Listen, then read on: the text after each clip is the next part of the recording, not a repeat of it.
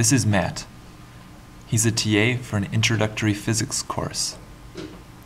Right now, his students are finishing up a quiz. But soon, Matt's going to have them do group work for the very first time.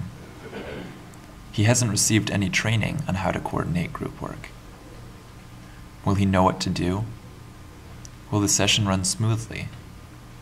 We'll watch how things progress and learn from what Matt does.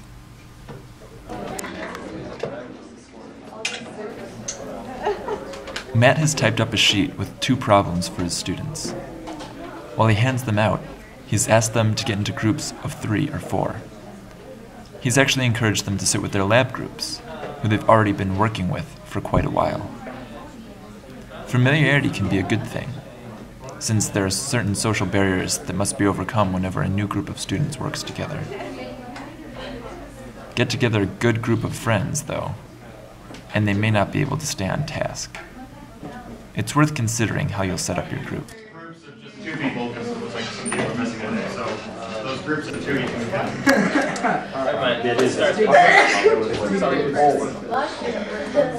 So I think we have to convert 451 Kelvin. Okay, so... Unless you guys want one.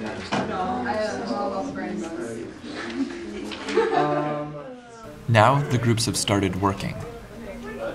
They need some time to look over the question, understand it, and organize their thoughts. For Matt, this means waiting.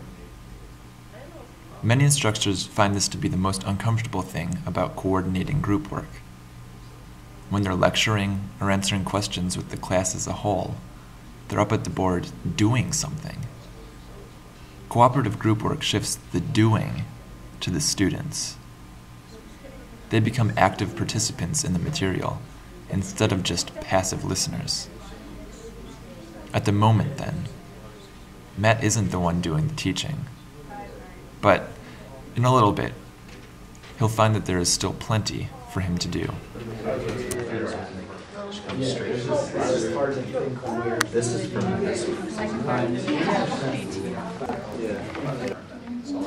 Did you guys take chemistry? At this point, the students are beginning to get their bearings, and they're starting to plan their approach to the problems. Some groups are beginning to ask questions. Each group will have unique needs. Some are just looking for confirmation that an answer makes sense. Others will need help to even identify what concepts relate to the problem.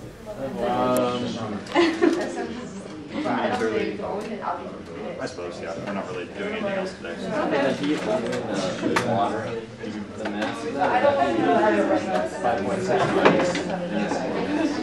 No.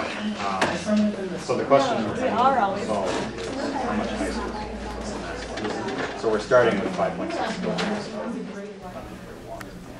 In many cases, students within the group are able to answer each other's questions before the TA even has a chance to get involved.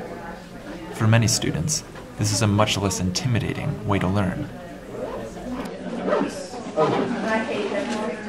So, we kind of don't should have made others. How it tastes better. While each group is working at its own pace, Matt is finding that sometimes they all seem to have questions at once. So how will Matt choose who to help?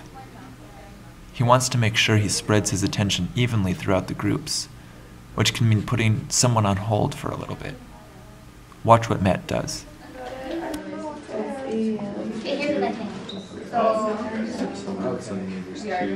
Could it either be a new problem or a design problem? But we don't know this and we don't know this. Even when he sees hands raised, he's glancing at the quieter groups to make sure they're on track.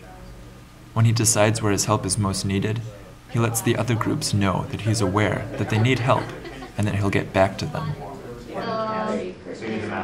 So maybe we have a volume of water. Good So court. this isn't going to be a volume expansion. I just check.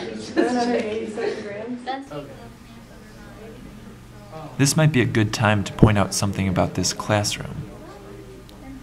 Do you see anything that might make this room a bad choice for group work? I think we should convert 600 grams to kilograms. Then melting it, then raising it from 0. Okay. So you have those 3 points. What should the group work focused classroom look like? Times 0.5 times 5. Fixed desks are a big problem. Here, the groups have to sit in straight rows, so it's hard for the people on the ends to be as involved as their neighbors. For Matt, this means he's often standing behind his students, answering questions from above, which really puts him in a position of authority. Remember though, group work is about interaction. Matt shouldn't be acting as an authority who delivers answers when his students have questions. This is an opportunity for students to grapple with the material, to figure out what the important questions are. The TA is there to guide them towards their own realizations. The students lose that opportunity when the answer is delivered to them.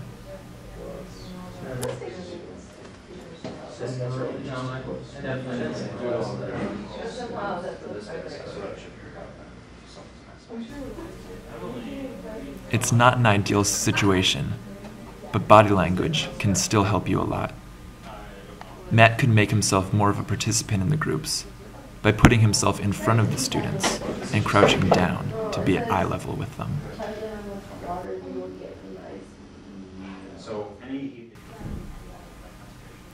The students have had about 20 minutes to work on these problems, and the room is beginning to look a little empty.